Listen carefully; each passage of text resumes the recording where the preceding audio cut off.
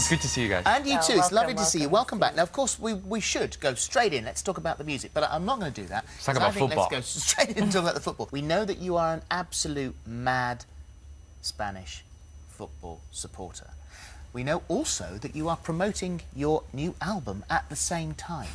Yeah. So how have those two things worked together? Not good. It's funny story. Actually, a month ago, I called one of the executives, one of the high-ranking executives at Universal, and I begged them. This is a true story. I told them, please, do you mind moving the album back to September? And I thought he was going to say, you know what? You sold a lot of albums. You've done well. We'll do that for you.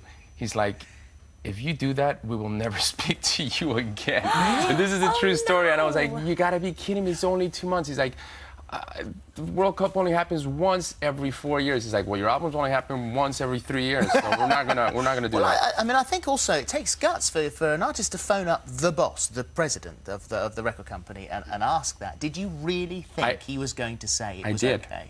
I actually did. But what about playing? Are you any good at playing? No, I was good. I grew up in Spain till I was 8 years old. Then I moved to America. My parents moved me to America, and I was mediocre in Spain, but in America, in Miami, I was like Diego Armando Maradona, in comparison to the rest of the kids, because have in mind, this was 20 years ago. Yeah, they're just not into it as much. And kids, football, or what they call it, whether soccer, it wasn't really that big.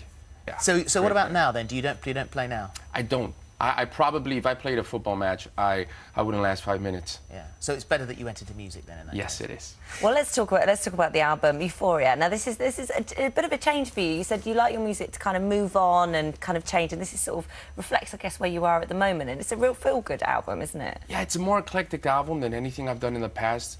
There's a bunch of collaborations. Before I would do one, maybe two, not even. And in this album, there's like 5, 6 collaborations. There's a collaboration with Usher that I'm excited about. There's another one with Nicole from the Pussycat Dolls. There's another one with Akon. There's another one with Pitbull, which is a single. And there's also collaborations in Spanish with Wisin y Yandel, which are 2 artists that you probably don't know. They're really good. And another artist that I grew up with that I love. Is this the first time? It's the first time I can remember that you've sort of bilingual album. It is. It is. Well, the one here in England is only going to have 2, 3 songs in Spanish, but it'll be good because I want my fans to listen to some of my Spanish stuff. So when you collaborate with someone like Usher, are you hoping that you'll get a little bit of him, you'll sort of turn him into more your kind of sound, or are you just trying to give it an element of him? Sort of, how does that work? I think when you do a collaboration, you try to get, you want it to be 50-50. Yeah. But I tried doing collaborations, first of all, with people that I know, that I was friends with, that I could just call up, because if not, you got to go through the record companies, and there's a lot of politics. But with Usher, he comes from a different musical background than me, and it was fun to be able to do that and go in the studio and learn a little bit of what he does. I think that's what makes the collaborations in this album interesting. And the single. I like it. Tell us about the single. I mean, I like it. That's the name of the song. We like it too. Yeah. I did that on purpose. Yeah. And is that with Lionel Richie? That actually, it's a funny story. I sampled Lionel Richie, those 4 words, and it didn't work. It didn't quite work. So I had worked with Lionel in the past, and he's a great guy. Yeah. I don't know if you met him. He's been in here a few times, and we absolutely love him. He's a humble man and extremely talented, and one of my idols since I was a little kid. I got to phone him up, and he came by the studio, and he just laid vocal. When you think about it, you're like, okay, you're calling Lionel Richie up, which is a legend, and you're telling him, okay, give me just that line of probably your most recognizable song, and do you mind? And that tells you how humble of a man he is, that he did it. How long are you over here for this time? I'm here for 3 months and 15 days. 3 months and 15 days, but you're not touring this time? No, I'm going to live in London for the next 3 months and 15 days. Would you live near to Wimbledon? Because Anna is back at Wimbledon for the first time since, I think, about 2002, isn't she? Yeah, she is. Yeah. Is this the Legends that she's playing? I think so, yes. Yeah. The little that I know about tennis. How does she feel about going back? Because she loves Wimbledon. That's she a loves big Wimbledon. thing to go back to, isn't it? Wimbledon is, I guess, for tennis players, and me looking, from a fan perspective, is the tournament. It's the World Cup of of tennis. We were reading about your relationship. I think it was Anna that actually said about her grandmother, and you have this fantastic relationship. And she doesn't speak English.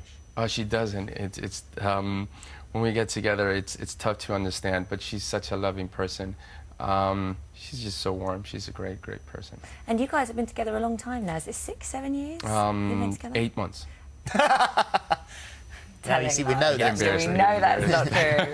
But it is a long time, and there's always speculation about whether you're going to get married or whether there's babies on the cards. No, not for now. The other day I was doing interviews every day, and a journalist came in and said, "Oh yeah, well, how's your son? I heard you have a 3-month-old son." And I was like, "No, I don't know where they get some of this." Well, I mean, if she's, you've had 6 children actually. If you look at how many times it's been reported and the spacing of the 2 of them could children. be true, huh? Yeah, really? They Yes. could be anywhere. Yes. I might have a son in Brazil. Oh, now that's an exclusive for you. Right then. That's something you read in the British press, huh? I know. No, well, the worst thing is that will now end up on the internet. It'll be all over the place. And before you know it, it'll be true. And the reason that these rumours are all over the place is that you're starting them yourself. Well, the thing is, you don't know. When they sit me down in a room and I do probably about 30 interviews a day, 30 to 40 interviews a day, and you got to see some of the stuff they ask me. So if you don't have a sense of humor, you go absolutely nuts. So and you're just saying that you get bored. You get bored. You must do, occasionally. Bored and No, mischievous. no, It's always sir. a pleasure to have you here. Thank you so much. Thank you. And You guys thank are always so very kind. much. Thank you.